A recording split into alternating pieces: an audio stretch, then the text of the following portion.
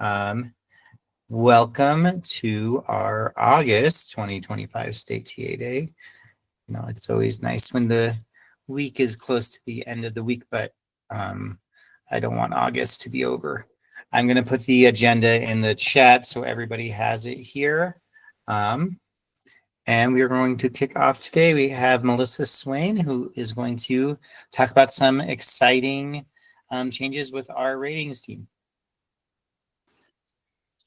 Hi all, it's great to see everyone.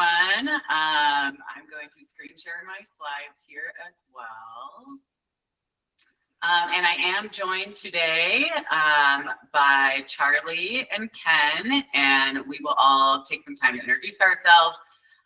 Most of you know me pretty well, but I'm Melissa Swain, Chief Innovation Officer at Clayton, and I will turn it over to Charlie for an introduction. Good afternoon, everybody. It's a delight to be with you. I'm Charlie Geyer. I serve as president at Shine Early Learning, and I'll turn it to Ken.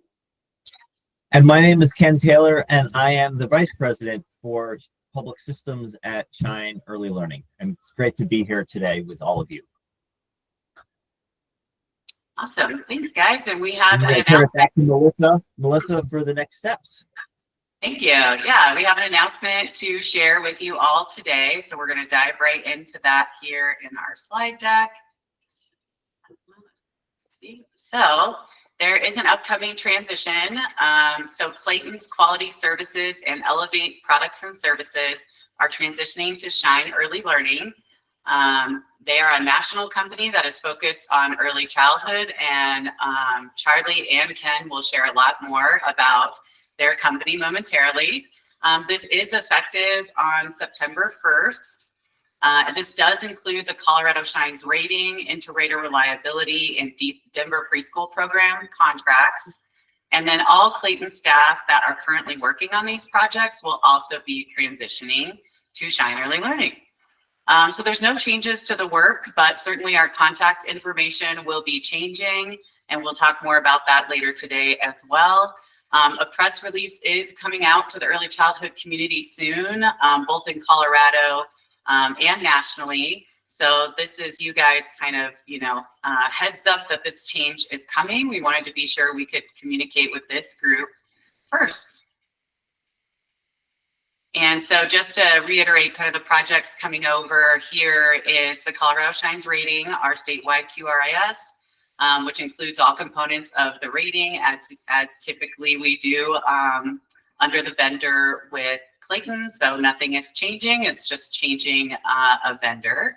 And same for the Colorado Inter-Rater Reliability. That's our ERS state anchors that many of you are familiar going out on environment rating scale certifications with if you have coaches or are a coach. And then training and support to the Colorado Shines team. And then the Denver Preschool Program, we partner with DEC on that project, and that's coaching and training through the Denver area. So those are the three big projects moving over. And then, like I said, in addition to that is all of the Elevate product and services, which includes all of our training, certification, observation services, and more. So all of that is part of the transition. Great. Thanks, Melissa. I'll talk a little bit about who Shine is and how things are structured for our organization. So Shine is part of an organization called Oscillero Inc.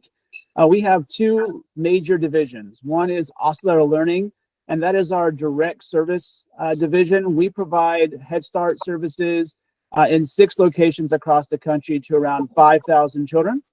And then our Shine Early Learning division provides training, technical assistance, services, and solutions to programs across the country in about 25 states. We do that both on the Head Start side, where we serve around 50 to 60 individual Head Start providers every year, and then also in public systems. In our public systems work is where we provide training, technical assistance, and services at scale. And I'll talk a little bit about where that's located across the country, but the public systems work is where this work with Clayton will live. And that's the area or the business that Ken oversees. So let's go to the next slide. As we were looking at this particular opportunity for partnership with Clayton, we recognize that Clayton and Shine have unique DNA that we share. And so as we think about our organization and how this is such a great fit, we're direct operators as well. We just talked about that. We support individual programs across the country, and we support entire public systems. Very similar to what Clayton has done. And so we've been long-term fans. We've been comrades. We've been partners before, and we're really excited about formalizing that in this particular work ahead of us. So let's look here on the next slide. This is a snapshot here that shows a map of the country and shows where we operate. You can see the Oscillator Learning locations there, and then also the various places where we have projects where we are working throughout the country. And let's go to the next slide. A few of those to highlight a few of them, particularly in the public systems realm. In terms of training and technical assistance at scale, we've been the QRIS training technical assistance provider for the state of Indiana since 2019. We do this, and that's statewide, serving around 5,000 programs per year. We do similar work in the state of Wisconsin.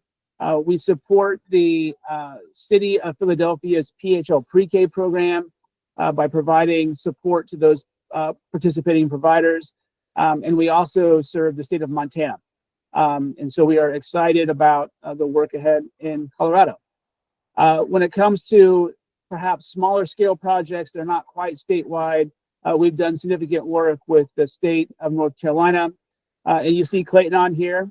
We've partnered with them in various ways over the years. New York City, Public Schools, state of Delaware, Nebraska, or a few others. And then most recently, we're also excited about putting together several different projects in the state of Connecticut to serve that community or the local communities, particularly in the family child care space.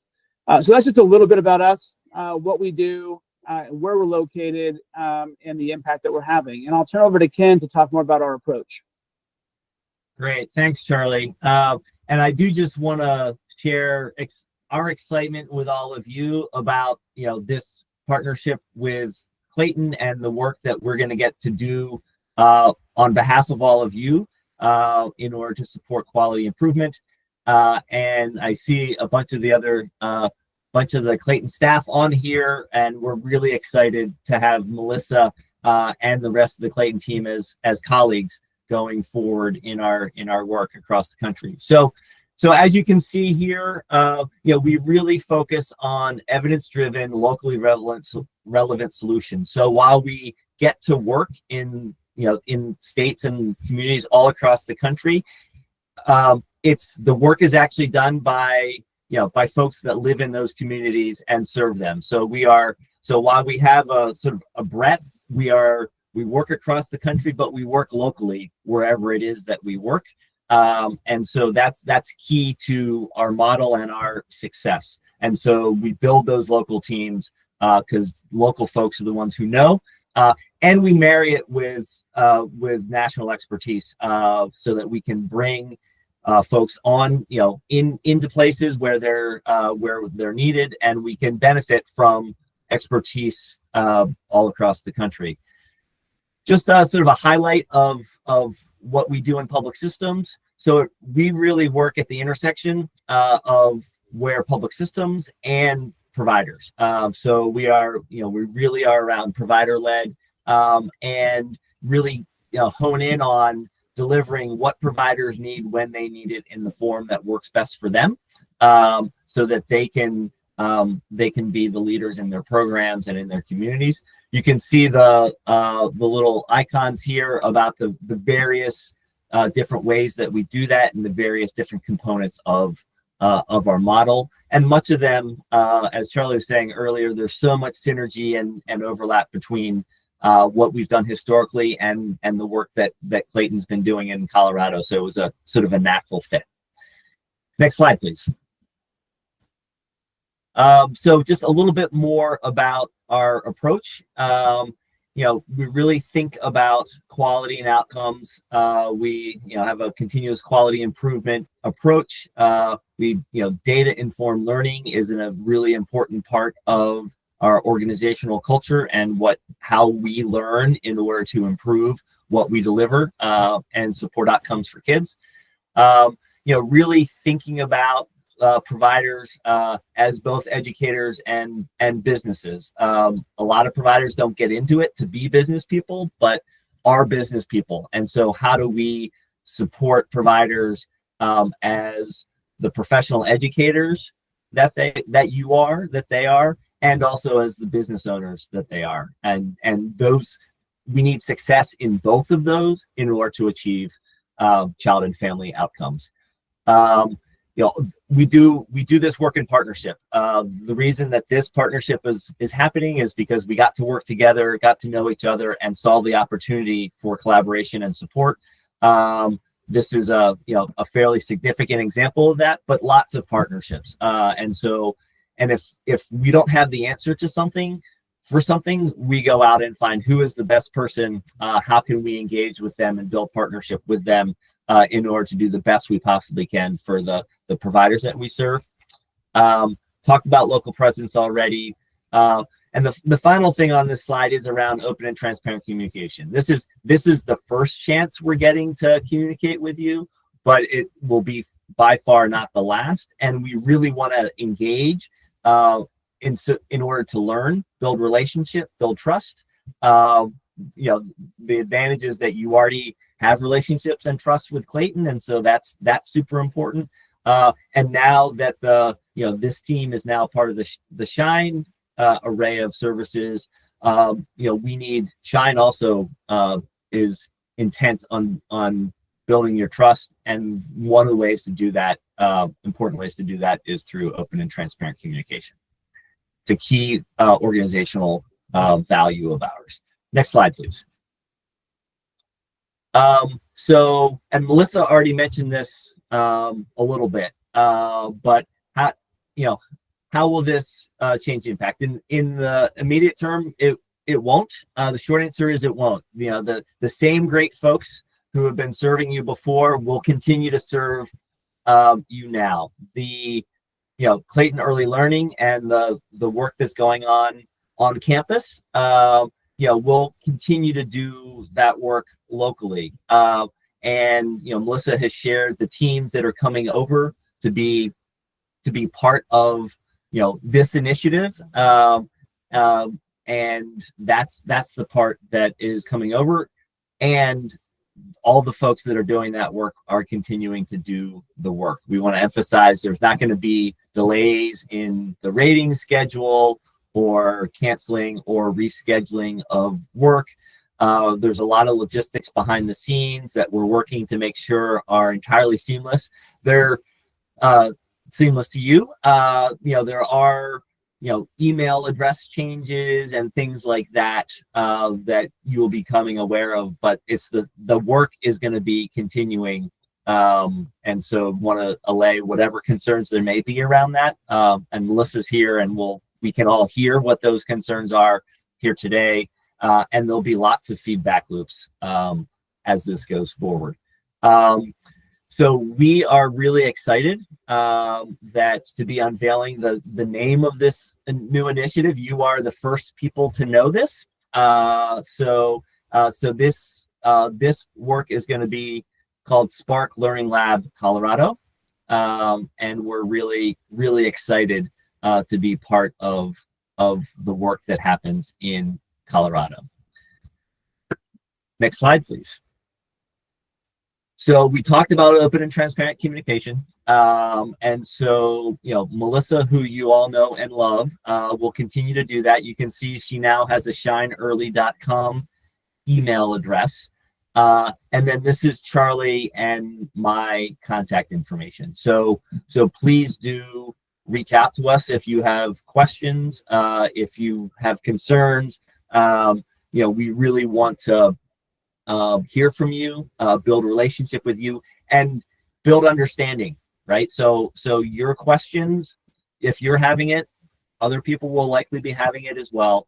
And that will really help us do our jobs in supporting Melissa and supporting the team to continue to do the great work that they do.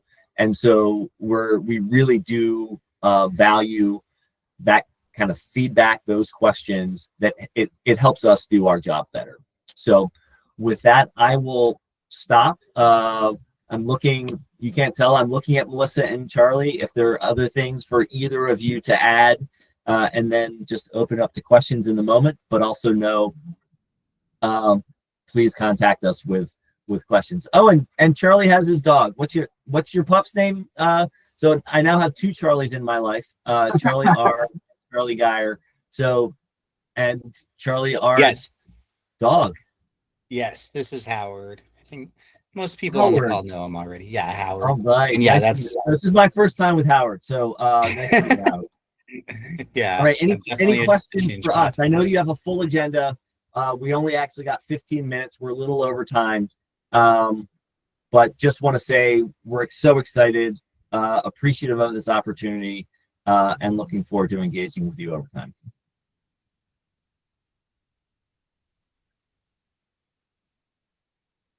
Awesome. We did have one question in the chat. It was about like planning for our future planning for the ratings. That's always been on the agenda. It's still not going to change. It's just we would have been in collaboration with our team at Clayton, and now we'll be in collaboration with our team at Shine as we're going forward and evaluating the rating and trying to improve it always. Hey, Charlie, this is Claudia. Hi, And I Claudia. apologize if something was said about it, but what about recertifications? Yep, Claudia, all of those are still continuing, and that service is transitioning to Shine. And we're not making any schedule changes or anything like that. We're keeping this completely seamless. So if you have something scheduled coming up, you're still on the books with us, and it'll just be with us under a new email. Yeah, Michelle.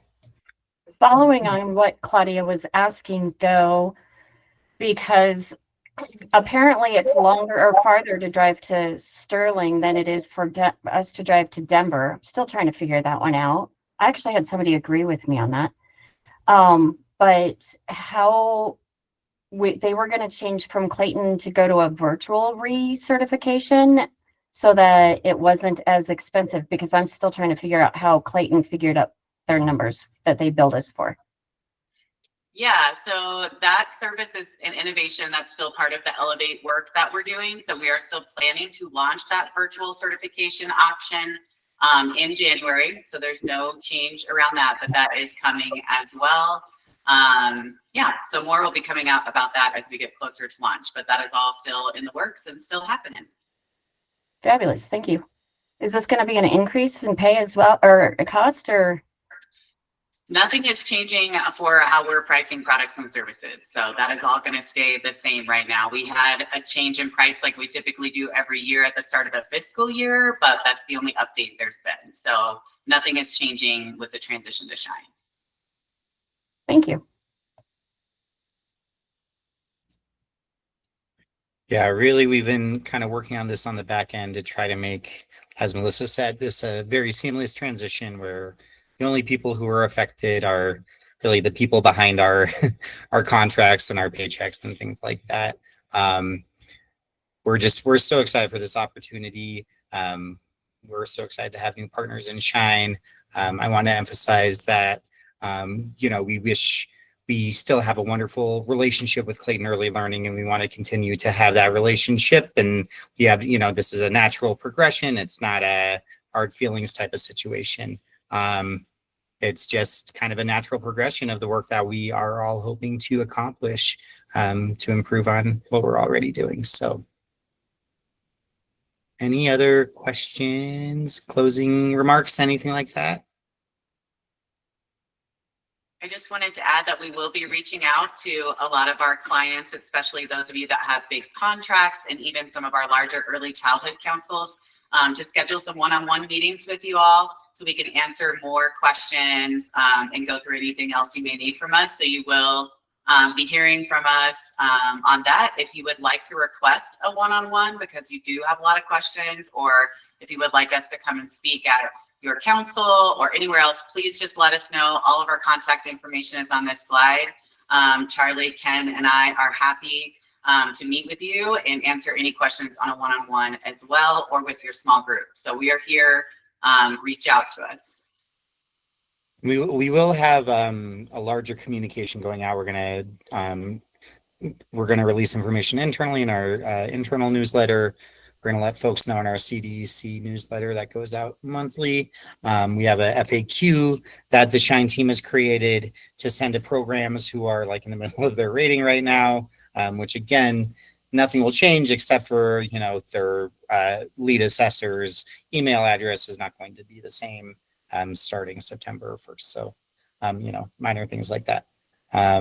So we are going to get more information out there. And if you're not sure who to contact, you have my email address. I can link you up with Melissa's new email address if you need.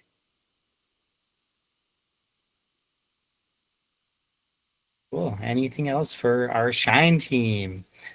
Also, yes, there is a difference between Shine and Shines. So I think maybe we'll all make an effort to call Colorado Shines, even though we've been calling it Shines for as shorthand for a little bit.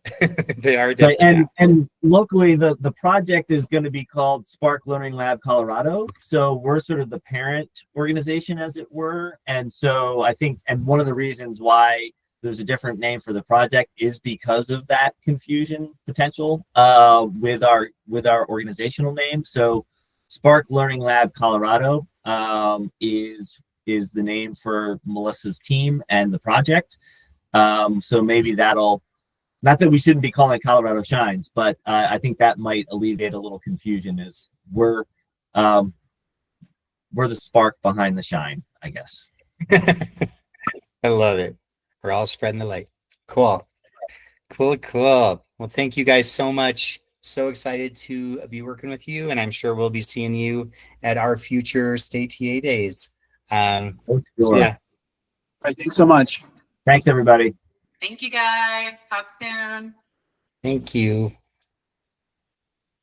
Cool. All right. And I am next on the agenda, so I will just take it from here. Cool. Oh, very exciting news. It's been hard not telling folks. All right. Started from the wrong spot. So I'm going to just briefly talk about our minor improvement grants that we have every year. We have the same amount this year roughly as we had last year to disperse. So, you know, depending on how much each project is allocated, I think it ended up being about 50 or so projects last year. Michelle, do you mind putting the exact dollar amount in the chat? I don't have it offhand. So I'm going to talk a little bit about what the process is going to look like for this year. And if you have any questions, let me know. Howard's going to help me out too. All right. So as a reminder, requirements for the minor improvement grant are a signed MOU under TSQI. So that means level 2 and CCAP. And last year we did have a few programs who had not signed an MOU for regular QI, still apply for minor improvement, and then they had to go back and sign the MOU. We would just really appreciate it if they already had a signed MOU if they're going to apply for QI or for minor improvement grants. The project needs to benefit infants and or toddlers specifically. So that's children under 30 months or younger. CCAP agreement, like I said. For family child care homes, the project has to take place in program spaces only, so spaces that are utilized regularly by the children in care. The project needs to have started after July 1st and will need to be completed before May 31st. So we're tightening up the deadline a little bit just due to some issues that popped up last year. So we really need the project completed within this time frame. The grant is up to $7,500, but $7,500 is not guaranteed. All right, so here is the timeline. Here is the application.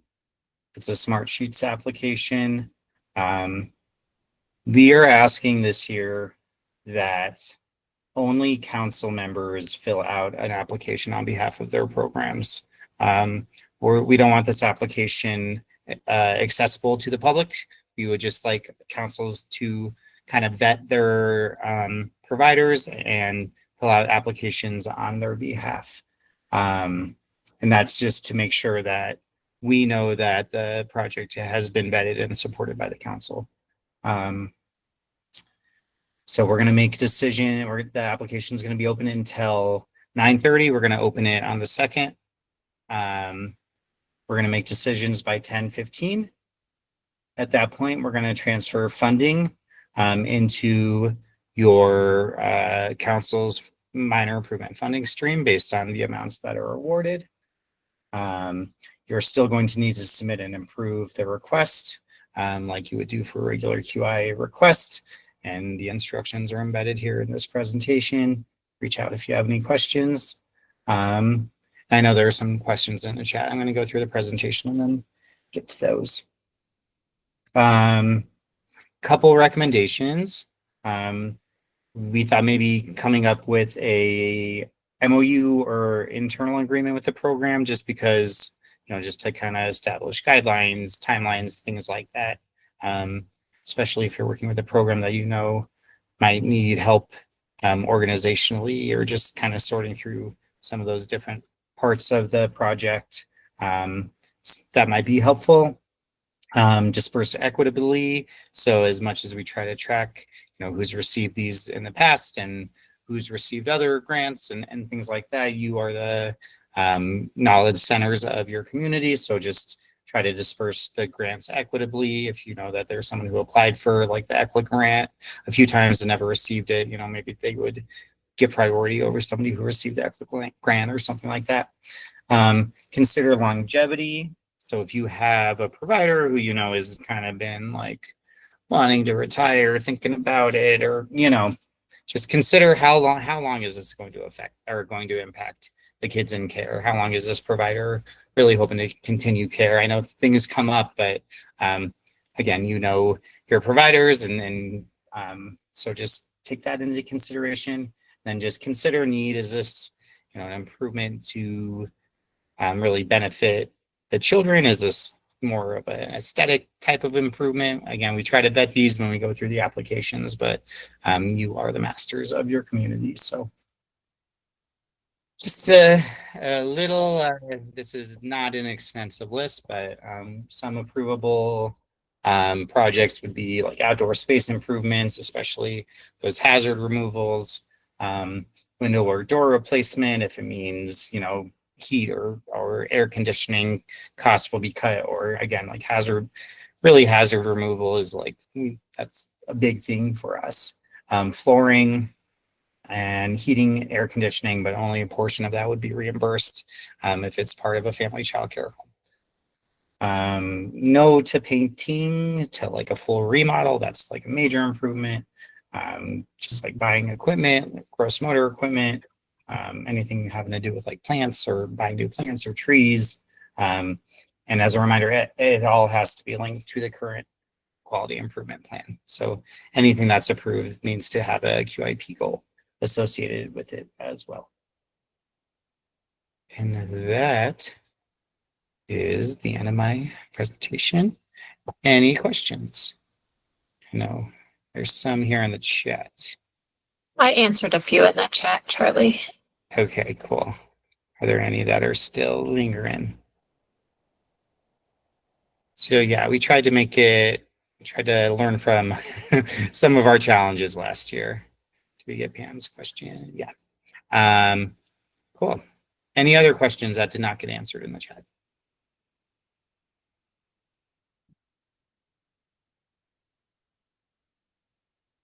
Okay, so I'm going to put that application link in the agenda. And I will also chatter about it and put the link in the chatter in our QI funding module. And if we could all wait until the 2nd to start filling out applications, that would be wonderful. And we will close it on the 30th of September. Cool. Any other questions or anything? All right. Awesome. We're going to keep rolling then. Danielle, good to see you. Hello, everyone. I've just quick little updates for Kim. Can you see my screen? Not that there's much on there. Most of you know my name is Danielle Santiago Berman. I oversee our quality improvement module. I'm excited to announce next month we are going to be releasing a coaching dashboard in the coaching portal. I have a little snapshot of it. You'll be able to see your hours utilized on the coaching session, how many are remaining, and what the percentage of that is. And you'll see your providers there. So this dashboard will be populated from programs you are actively coaching. So we're excited. That's going to release next month. The next one, just a quick little overviews. The MOU correction will also be released next month. Just wanted to clear some confusion that chatters may have caused. You do not need to update every single MOU and upload it to your to that program's account unless they want a paper copy or they just want a copy period. You will have to upload that updated MOU, fill the information out and provide it to the provider. But besides that, it will just be updated within the system, and they did attest to the current year's MOU. It's just the paper one. The copy to provide to them does not have the updated dates. That will be released next month. The next thing is the archived requisitions on TSQI and ESQI is going to be filtered out. So when you are on your funding stream and you are transferring to a requisition from your funding stream, right now the archive funding stream requisitions as well as the current ones are on there. Please be sure to select the correct requisition that has the 25-26 funding year to make it before you transfer the funds. So it'll be a lot of cleanup because it will go out, but it will not make it to that requisition. So that will be archived out, that will be filtered out next month. But in the meantime, while you're doing transferring, please just make sure you are on current transferring to the correct funding stream or the correct funding year. I know I've said this a lot. Everyone's probably tired of me saying it. We have our 2 personal approval required. We are going to have that update released soon where the spending will not go in the flow without having a quality improvement navigator and a grant lead being 2 different people. So if you have one person in both of those roles within the system, please work with your coordinator to get that updated or who that would be. And then they can loop me in and we'll get that updated in the system. That way spending does not come to a halt. A preferred vendor survey is going to come out. You know, we worked a lot last year with just kind of getting our system going and going well, and it has been going well. I'm very excited. The spending year has been, I think, going smoothly. So now it's time to spend some time on our vendors, our preferred vendors, making sure that you have vendors that your community would want to work with and that it represents everyone across the state. So I'm going to send out a survey. I would just greatly appreciate if you just kind of put in your thoughts on our vendors, and if there are vendors you want to see in there, added into our system. Again, we have our quality improvement module office hours every Thursday outside of State TA Day. There's information. Join us. It's a lot of me sitting there asking how everyone's day is. So please bring any questions there that everyone can learn from. And that is me. There's my email. If you do have any questions, please don't hesitate to reach out.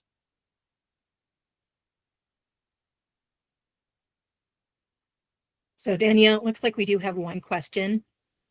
It's asking if ECCs will still have access to the archives, to the archived records. Yes, when you go to the requisition, when you go to the program cases, you'll be able to pull up the requisition. It just will not populate in your funding streams transfer field.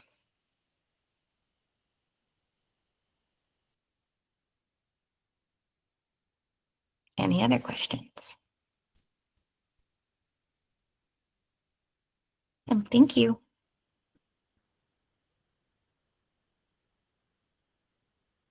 Thank you, Danielle. And if you have, oh, one more question. Can we add the program case fiscal year to the name? Do you want to explain the workaround? I know we have a workaround. I guess I'm not understanding the question, so I can't give the workaround. I think it's asking if we can add. So we have the date that the program case was created. So that's in the list. We don't have the fiscal year, but it shows the date that the MOU was signed. So if you look at that date, the one that was signed in 2025 should be the right one, or signed this Yes. fiscal year.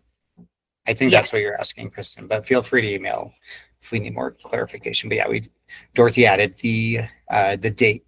So that way we have that, even if it's not like the actual fiscal year. Cool. Okay, any other questions? Hey, sorry, remind me, are we still doing Kim office hours?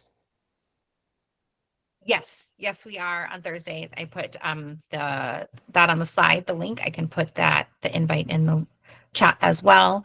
But yes, Kim office hours are every Thursday outside of TA Day. Okay, perfect. Thank you. All right. We have a guest here to present an awesome resource for our Spanish-speaking community. Adriana, are you on? I think I saw you hop on. Hello, so nice to see you. Oh, you're muted. Can you hear me now? Yes. Perfect. Thank you so much for this opportunity, Charlie. It's so nice to see you again, virtually for now. But yeah, my name is Adriana Rodriguez, and this is my first year. I'm celebrating my first year working for Front Range Community College, and I'm the bilingual faculty there. And I'm oversees the Spanish program. And yeah, I just wanted to let you guys know, just in case you have any student or program that needs some certifications. We have, I don't know if I can share my screen, Charlie, but if not, I can just talk about our program. Well, you should be able to with the little, there's a little box with an arrow down at the bottom. It should allow you to share. Okay, let me see if I can find it.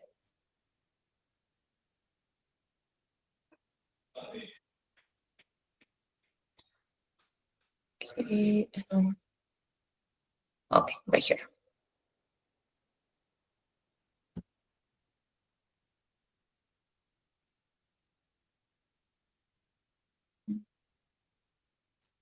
I don't see my screen. Sorry about that. Do you have a link? If you put the link in the chat, I can share it. I think I have it. Can you see it? Yes, got it. Perfect.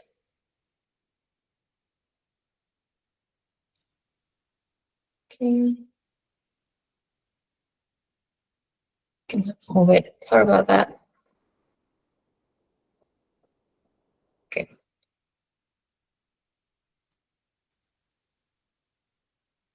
Okay, we're just offering these programs. We have the associates for the arts in EEC, elementary educations, and these courses are transferable to a four-year institution. We also have an early childhood education certificate, and this is 100% in Spanish. If the student wanted to do it in Spanish, there's only 10 courses, and they can get this certificate. And same thing, it can be worked towards a 4-year program or an associate program as well. We also have the teacher certificate. These are six courses that they have to complete in order to get their teacher certificate, in Spanish too, English and Spanish. And we also have the paraprofessional teacher certificate and the assistant teacher certificate. Also, we have the CPL, credit per learning, and this is totally free, and you can get credits for 1111 is the class for toddlers. If you have the EQIT, or if you have the Pyramid Plus, you can get credits for that, or the CDA. So this is a great opportunity for people that are trying to get this certificate. And the thing is that I'm so excited is that we are offering in Spanish. So if you have any question, I can put my email on there, because for some reason I cannot work on my phone. Here's my information, and you can just reach out if you know anybody, or if you have any questions. You can find me here. I don't know if I have any questions, if you guys have any questions about the program.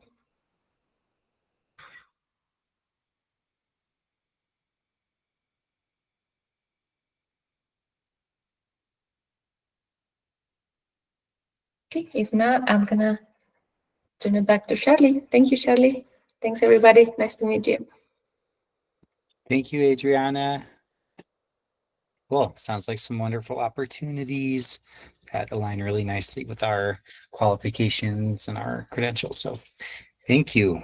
Thank you. All right. Next up, we have Angela, who is going to give some scholarship updates.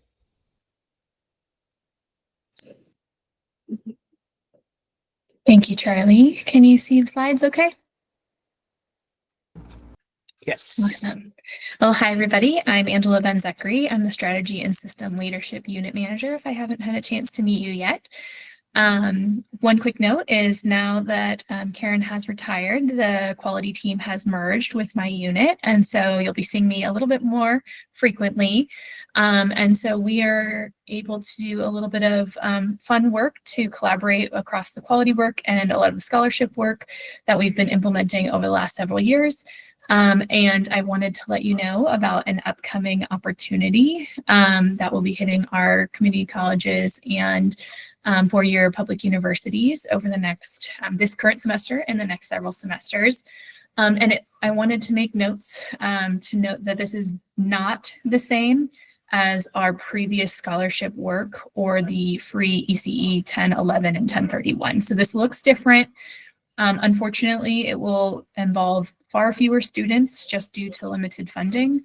But given the current federal landscape for funding for higher education, we are excited to be able to offer these scholarships moving forward.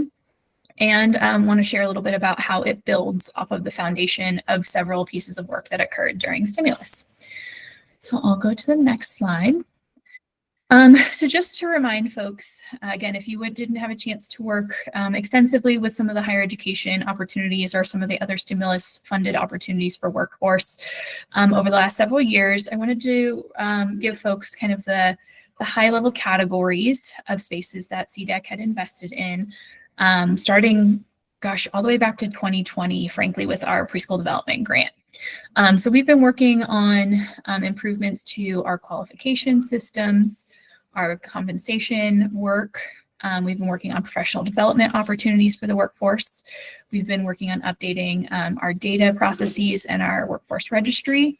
And we've been working on strategies that can support a supportive environment in a childcare setting. So across these areas, again, I wanted to share and just remind folks of the different pilot or statewide strategies that we had going on. I won't read them all here, but just wanted to give you a high-level sense of many of the things that we were working toward, shared goals, and that includes things that were early childhood mental health consultation, home visiting, and other parts of our industry. As well as investing in our help desk operations and our registry and things of that nature. So again, here's just a series of examples of all of that work. And then for the other two categories that weren't on that previous slide, again, just some background information on what we were investing in over the last several years. I will say foundationally, a lot of this work continues, albeit maybe at a smaller kind of investment level, but we're continuing to make updates to PDIS annually. We're continuing to do some evaluation work through the Linked Information Network of Colorado, or LINC, through our Compensation Innovation Grant. We're continuing to build off of work from the Compensation and Benefits Task Force with a couple of pilots. So folks may be familiar with the Teacher Salary Increase Grant. So a lot of these things are continuing, again, maybe albeit at a smaller level. I also want to remind folks some of the outcomes from our previous investments. So specifically the recruitment and retention scholarships, we were able to serve over 6,000 enrollments through our stimulus funding from 2022 to 2024. We call it enrollments because we have yet to be able to do a full analysis on how many folks were able to complete both. So it may not be unique individuals in that 6,000 number, but the total number of courses that were paid for during that time period. I also wanted to make sure folks know that the Teach Early Childhood Scholarship is continuing, and these are just some of our previous fiscal year FY24 results, and we should have an annual look from FY25 very soon. Apprenticeships throughout this time period, we've had approximately 60 to 70 active apprentices across the state through 3 partners, and we've been seeing a lot of success. And I will say apprenticeships is a very strong pathway that we'll continue to invest in at the very least through the end of next year. And we have some irons in the fire of what we can do beyond December of 2026 when our Senate Bill 22-213 funding ends. And I'm hopeful that we will be able to make some of these requests through this next ledge session, even in a tough budget session. So hopeful, I should say, not guaranteed, but very hopeful that several of these will continue. We also, just really quickly on the higher education front and apprenticeship specifically, we had a really productive presentation earlier today at the Early Childhood Leadership Commission from a national partner at NAEYC to share some information with us about federal student loan eligibility changes and updates to Pell Grants. And then we had a counterpart from CDHE come to talk about their analysis on the minimum value thresholds and how they are analyzing that data for the benefit of understanding wage opportunities within different fields across the state and areas of study. And that might be helpful kind of in the next phase of higher ed things. That is not my presentation today, but I want you to know in the context of a lot of these higher education investments that is also top of mind. And we are looking for ways to be responsive to those federal student loan eligibility changes and working with our higher ed partners to do some inventorying on how they think that might affect student aid access and enrollment opportunities, and potentially our higher education infrastructure if they think there may be changes ahead because they might see lower enrollment. So know that the Early Childhood Leadership Commission, the Early Childhood Workforce Development Subcommittee, CDEC, CDHE, and a number of organizations are working on gathering information for all of that. And I see apprenticeships as a way that we might be able to also augment some of that higher education funding if folks are not able to access student loans. So we have momentum in some other spaces that we're going to continue to study and try to understand the makeup of additional funding from other areas or other buckets, if you will. So again, expect to see me back talking about that at a future session. And or if you're curious to join any work sessions, I should have had a slide for this, I'm sorry. If you're interested in joining any of the higher education related work sessions around student loan eligibility and Pell Grants, feel free to send me a note and I'll put my email in the chat in a few minutes if you're wanting to join any conversations there. So getting back to the meat of this presentation, the biggest component that I want to draw attention to before I talk about these new higher education innovation grants is the process for credit for prior learning and some of the momentum that was created during stimulus for this opportunity. And then you'll also hear the term prior learning assessment used in tandem. So I'll say a little bit about both of those. But we have been partnering with several universities and community colleges, as well as CDHE over the last several years to support universal access to credit for prior learning for several high quality trainings. So I say universal access is kind of the key word here because there are several colleges and universities that had previously allowed for credit for prior learning for things like Pyramid, CDA, and EQIT. But it wasn't standard and it wasn't easily found. It was kind of a mythical thing that maybe you knew someone at a college or university where you were able to gain access to this credit. And it was very difficult to be able to actually complete that process. And so now there's been this whole process to make it universal across the community college system, as well as most of our public universities, to receive credit for EQIT, for ECE 1111, for CDA, for ECE 1011, and for Pyramid for ECE 1031. So we're really excited that those will be lifting off. Pyramid is available at all community colleges right now and should be available at all the four-year universities by the end of fall. So there's still a few voting pieces happening in the background. And then aside from that, so those are credit for prior learning applies to kind of industry recognized trainings.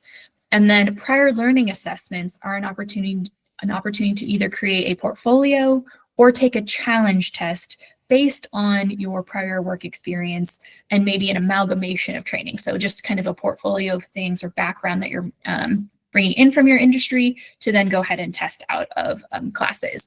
And so that list is a little different. So it includes 1011, 1111, and 1031, like the prior one that I mentioned, but it also brings in 2641 as well. And so it could be either or, it could be a test or a portfolio. It's not both. So it is unique to which class you're thinking about as a professional. It is translated into 4 languages, which is really exciting. So if someone it was able to take some trainings in Arabic, especially now that we're seeing more trainings available on PDIS in Arabic, there are other trainers statewide that are able to offer limited offerings in Arabic and Cantonese. So you could be coming with all sorts of different types of backgrounds to try to take this challenge test or provide a portfolio based on your work experience and knowledge. And you could get credit for one of those 4 courses. So this is really exciting. And it may be a great introductory pathway for someone to gain confidence to then enter into additional higher education training. The caveat is that most of the colleges and universities require that you're already enrolled in an ECE program to receive credit for one of these opportunities. And so that's where our new innovation program comes in, because we created all this infrastructure and we want to make sure that we're able to kind of seed a series of cohorts to actually go through the process and also find out if there are any other little unforeseen challenges that may be involved in some of these, if there are additional cost barriers from the student perspective or from the college perspective to execute on some of these, or things of that nature. So this next round of higher education scholarships is funded by Senate Bill 22213 through CDEC, and we are subcontracting with CDHE to help us partner with about 20 public colleges and universities. So what is this new opportunity? So as I mentioned, this is not the same thing as our previous scholarships and free coursework, unfortunately. I think folks may be aware that we were spending over $6 million annually across those several strategies. And unfortunately, we don't have that volume of funding to maintain those pieces of work moving forward. And so when we stepped back, knowing that we had a limited pocket of funding available through December of 2026, we wanted to think about what might be meaningful and not just kind of throwing things out there and let people take kind of random coursework. But we were thinking, if we would like for people to really take advantage of these credit for prior learning opportunities, maybe we should design it around that. And knowing that someone needs to be in a declared program, maybe we should be able to pay for the duration of that program. So the target areas for this are awarding scholarships to students who are in the process of completing credit for prior learning or have the intention of completing credit for prior learning or a prior learning assessment for at least one course. And then we would offset the cost for the remaining courses towards a certificate. While we know that not all colleges and universities, that this may not work with some of their current infrastructure, we are also thinking about opportunities to support transfer students from a community college up to a four-year university.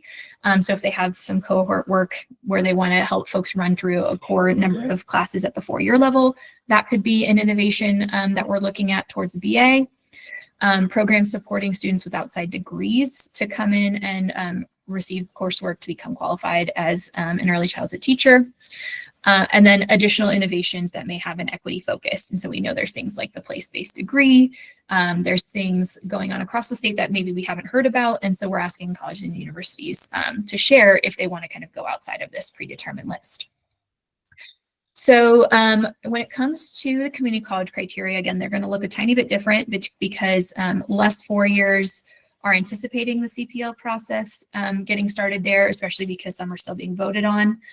So we wanted to make sure that we don't limit this process so that we can kind of get funds flowing as quickly as possible. So for community colleges, there's kind of 3 steps here that we're considering. So first time or existing ECE students who want to gain credit for prior learning or PLA is going to be our first emphasis area. The second are participants from the Community College System Skills Guide mentorship program. So if you're not familiar with that community college system had an innovation grant from the Buell Foundation and one other that is escaping me at the moment. But they are training a number of mentor professionals through a series of programs. That is all prepaid in a different space. But the requirement is that these mentors are supporting students that are in classes like 1011, 1031, 1111. So all of the other ones that I was talking about for the CPL opportunities. So these mentors need enough mentees to continue on with their course of study. And so the CDEC scholarship opportunity could help with enrollment in 1011, 1031, or these others to then get folks assigned a mentor through this other program. So it's a great alignment there. And then if too few students align with these criteria at the colleges at that point, we would then look at other innovations. As we know, there are other special cohorting English language learner opportunities or pieces across the community college system that, again, we would be excited to support. When I talked about volume, this is much smaller. And so we're really looking at supporting about 15 credit hours per student who receives this and about 15 students per college. So it's quite small. So we can really maintain that cohort aspect. It's about $4,500 per student, and that can go towards tuition or fees. It's last dollars in, so we're applying the Colorado Opportunity Fund, Pell Grants, or other opportunities ahead of this, and then filling in the gaps. So cohorts and total award may vary based on what other student aid people are receiving. And again, we're anticipating the potential for student aid changing next year. So we're trying to think about if this is responsive to that, and or if there's other pools of funding that we might be able to make available to current students who are seeing student aid changes next year. So the next slide is a little bit more about the four-year university aspects of this. So similar, if they are able to award credit for prior learning or prior learning assessments, we would absolutely want them to emphasize that. But we also know there's additional criteria at the four-year level when you have transfer students coming in. There's post-baccalaureate degrees that have been designed, or excuse me, certificates that have been designed to maybe provide additional coursework after the BA level for someone with an outside degree to have the equivalence of 1011 and 1031, but at a master's level instead of at that bachelor's level. Again, trying to honor folks where they're at in their education, and that could foundationally support them towards a master's at some point, again, or some other innovation as the colleges have identified. The tuition portion of this, we're looking at awards about $5,500 per person, knowing that the 4-year costs are a little bit more, and we're anticipating about 15 awardees per university. So with that, wanted to share with you a little bit about our implementation timeline. So the last spring and summer, or I guess we're still in summer, we've been working on CDEC's agreement with CDHE, and then CDHE has been working on their MOUs with the respective colleges and universities that are able to participate.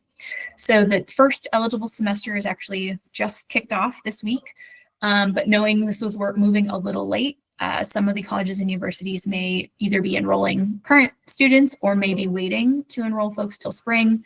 And if they didn't fully fill out the 15 in fall, they'll still have spaces available in spring.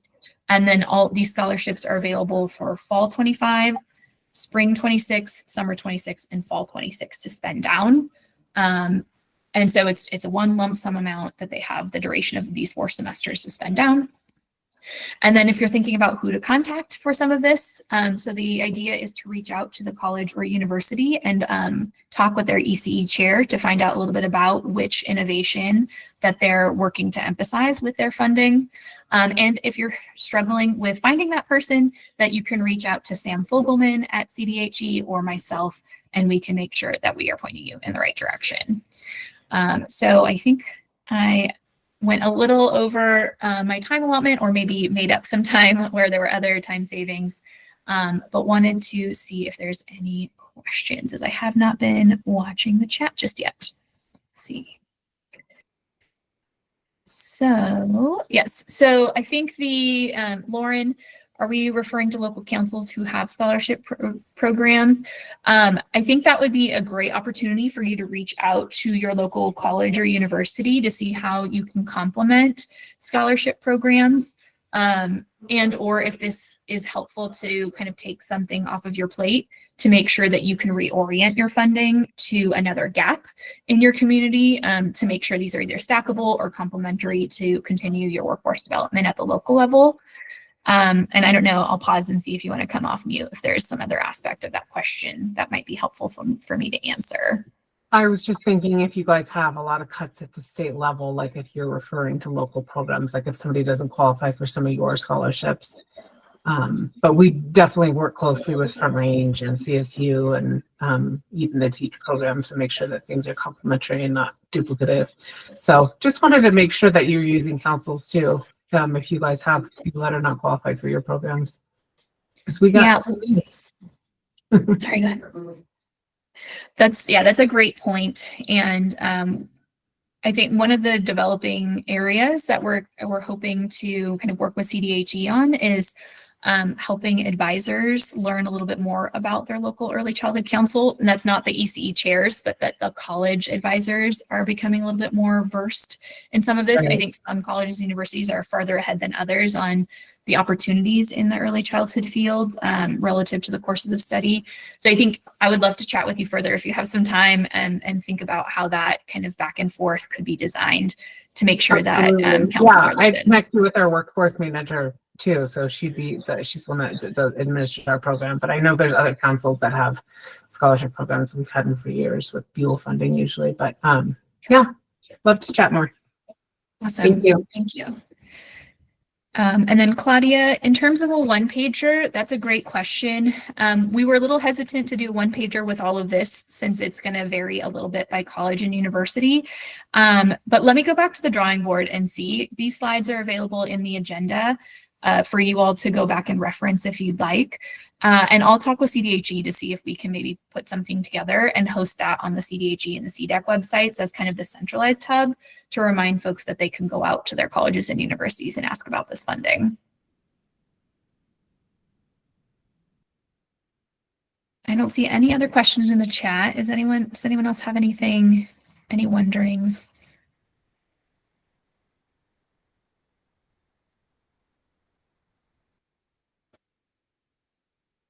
All right. Well, I'll put my email in the chat in case some additional question kind of comes to mind later, and hand it back over to Charlie. Thank you, Angela. Well, cool.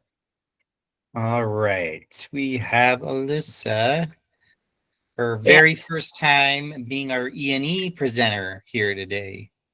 Yes. Hi, y'all. Wanted to be sure to reintroduce myself. My name is Alyssa Pappas. If I haven't met you, I've officially taken over management of the Emerging and Expanding Grant Program, in addition to the Employer-Based Childcare Grant Program that I was already managing, as of Christie's last day, which is at the end of July. So just a reminder for you all to please be putting my name and email, as you see on this slide, in your on-base invoice submissions for all E&E invoices, please. And I have a slight change and announcement for you all today. We are going to be changing up office hours a little bit. As we move into this final year of Emerging and Expanding, feels wild to say, we are going to be moving office hours to only happen the first Wednesday of each month at the normal established time, 10 a.m. to 10:50, and it is the same exact Google Meet link. I have already updated the calendar invite, so that should be reflected on your calendars.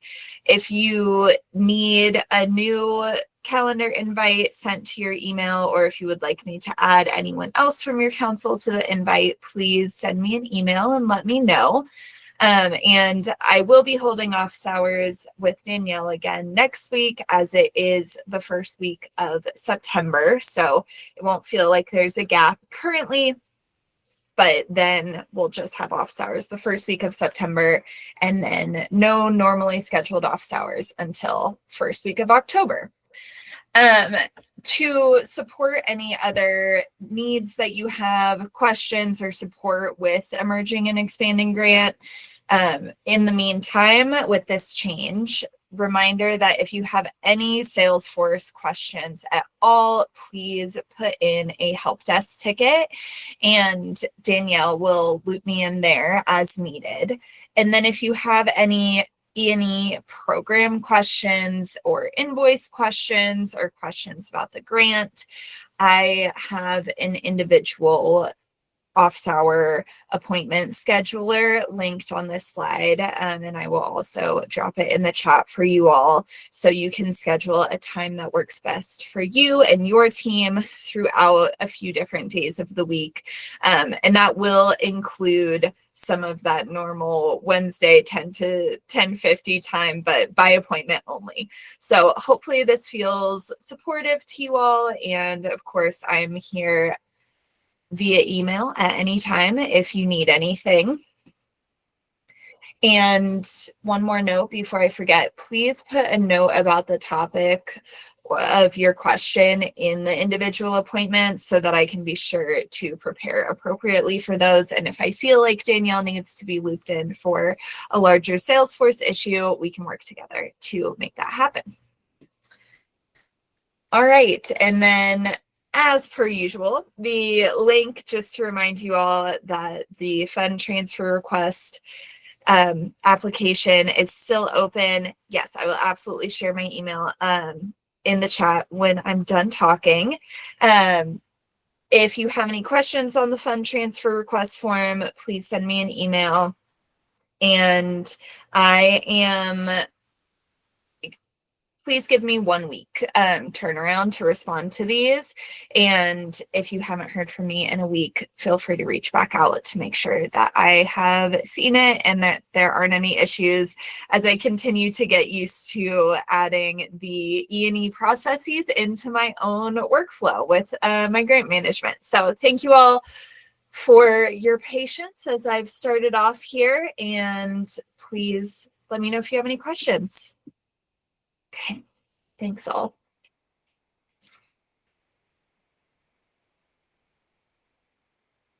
Put your email there in the chat, Alyssa. Awesome. Thank you so much. We're so happy that you're here. We don't know what we do without you, literally. Okay, cool. Moving right along, we have Leah, who is going to give us our monthly EQIT updates. Hi, everybody. Good to see you all. Just a few quick things we wanted to touch base about. Can't believe it's August already. Let me share my screen and we will jump right in. So, celebrations that we wanted to really acknowledge of what's happening right now in EQIT. We currently are running 30 EQIT courses right now in PDIS. So that's a heck of a lot of people taking EQIT and earning those 2 points of special recognition. And we are really excited about that.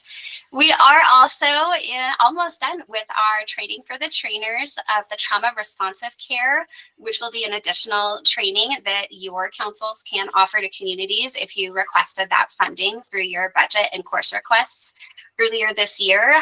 And if you didn't do it this year, that's okay. Just know we're building at momentum and perhaps that's something you'll be able to do next year. But we're really excited. We will have at least 14, maybe even 16 additional trainers able to provide that when we complete this training for trainers.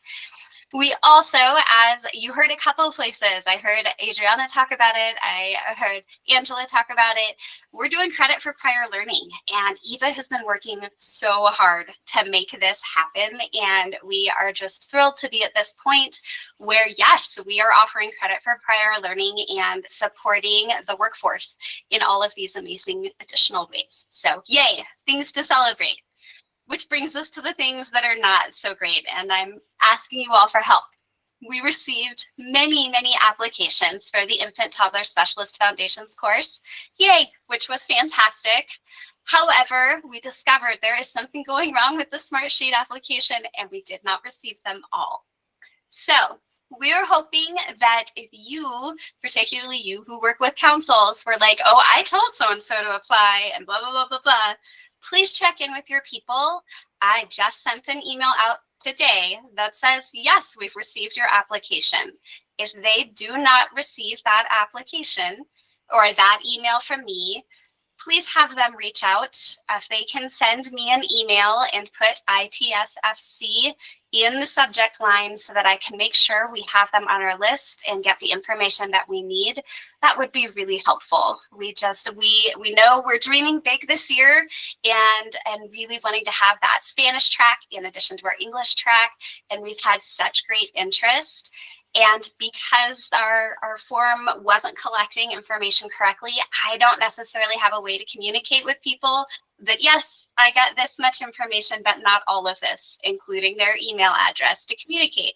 So if you can please help me out and let people know, I would very much appreciate it. And that's it. Those are our EQ updates today. Does anybody have any questions for me?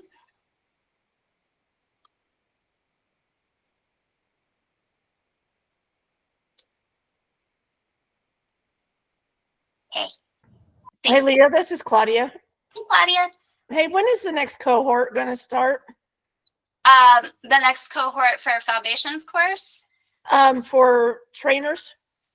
The train the trainers, is that what that is? Yes, so that's, yeah, the Foundations course is for the EQIT trainers. Is that what you're asking? Yeah. Okay, yeah, it's going to start in January, the end of January 2026. Okay, thank you. Okay, so we have 30 classes going right now. If any of you are like, oh, we wanted somebody to do that, send me an email and make sure that if they still need to take EQIT, you get them in one of the classes. I think Julia's got one starting in September, October. There's a couple of them that might be able to sneak them in before that January start date for us. Okay.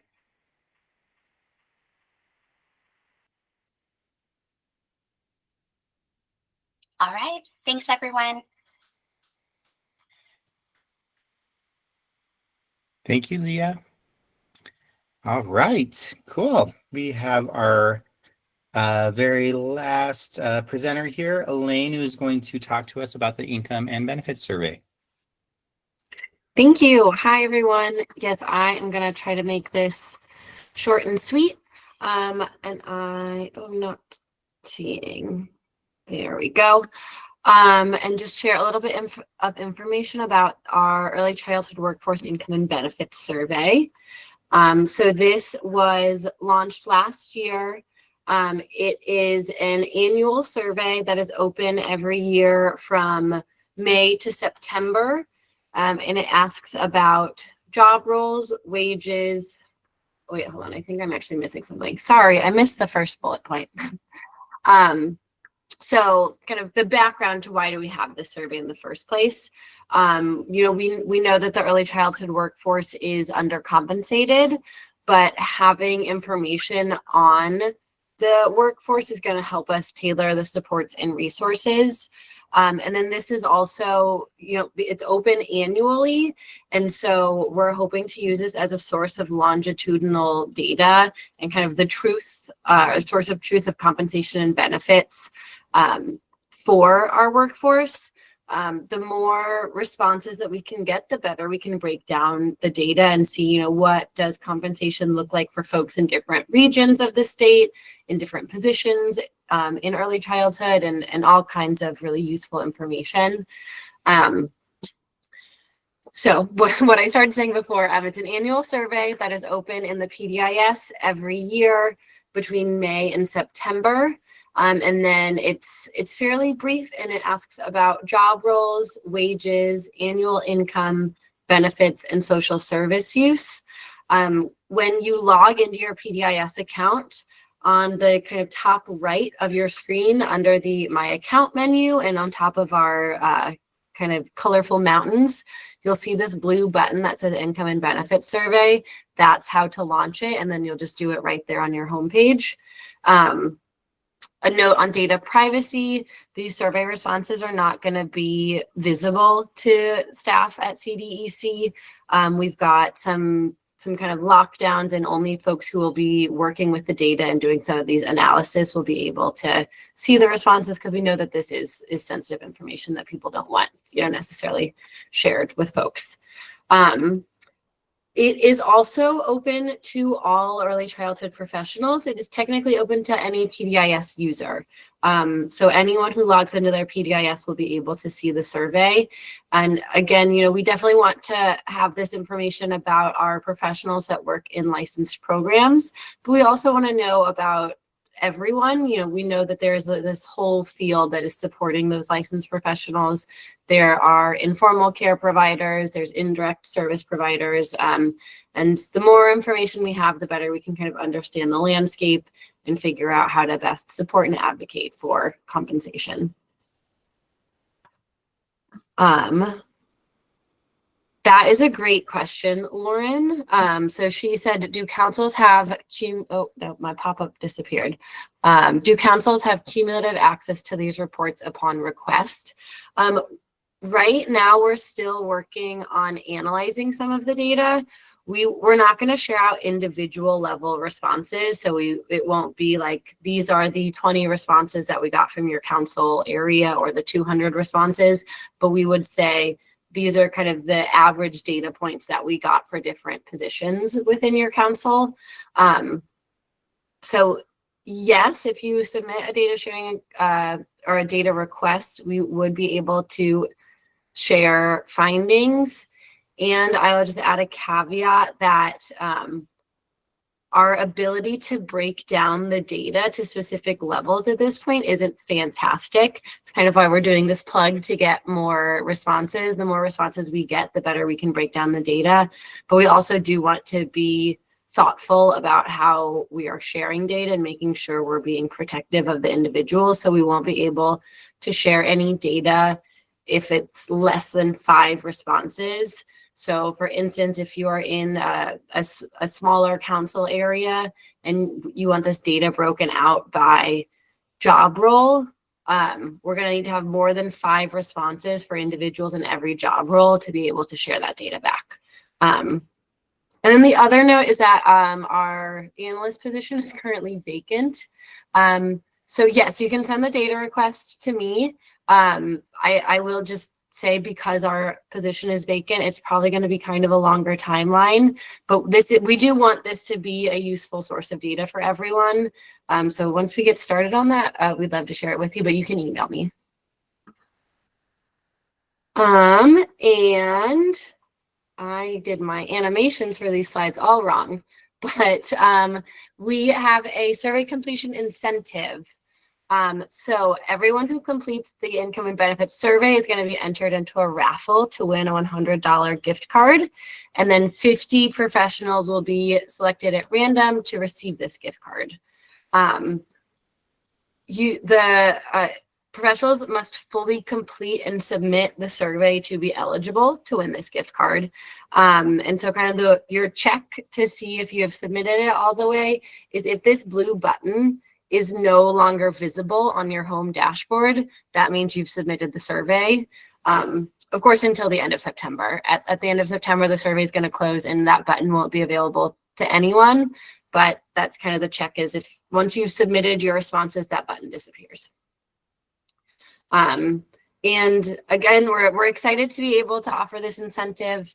And the bigger incentive is that the more information we have, the better we can kind of understand what's going on in our communities. I also have some language here. Let me get these links. So I'm gonna, these slides are in the agenda, but I'm also gonna share the link to these slides right now. So we've got some sample language that you all can share with your networks if you'd like to. So we've got kind of this shorter summary slide, and then we have a longer version that goes into a little bit more detail here. The last thing I have is that we also have an FAQ page on the PDIS that just answers a handful of questions that folks might have about this survey. So you can always share that with folks. And then also in these slides, there are a few more slides that kind of go more in depth. I just kind of hit the high level points today. So you're welcome to scan through these slides. And we'd love it if you could share with your networks. And that's what I've got for you guys today. Thank you. And happy to answer any questions. It's the more feedback we get on this, the more, the more we can cater our PDIS and our workforce systems to the community. So please plug this everywhere, wherever you can. Okie dokie. I believe that was our final presentation of the day. Does anyone have any lingering questions, comments? Anything like that? Okie dokie. Well, I should be getting the, like I said, the recording and the agenda out early next week. We have a holiday weekend this weekend. I hope everyone enjoys their Monday off. At the CDC, we have an early release tomorrow, just so you know. So we're off tomorrow around 2. But I hope everyone has a wonderful long weekend, has some good time with family. It's supposed to be beautiful weather, not too hot, not too cold. So enjoy yourselves, and thank you all so much for your incredible work.